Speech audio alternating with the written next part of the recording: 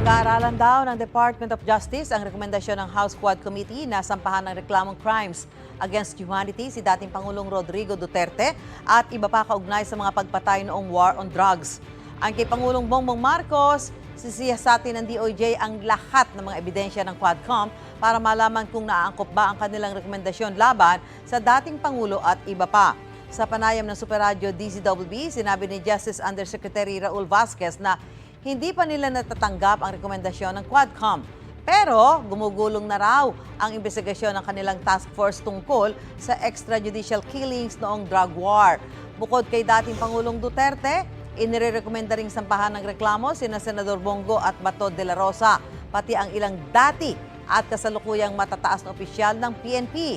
Handa raw harapin ni de la Rosa ang posibleng reklamo habang ipinauubaya naman ito ni Go sa korte.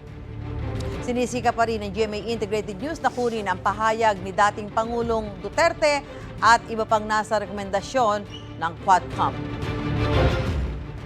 Gusto mo bang mauna sa mga balita? Mag-subscribe na sa GMA Integrated News sa YouTube at tumutok sa unang balita.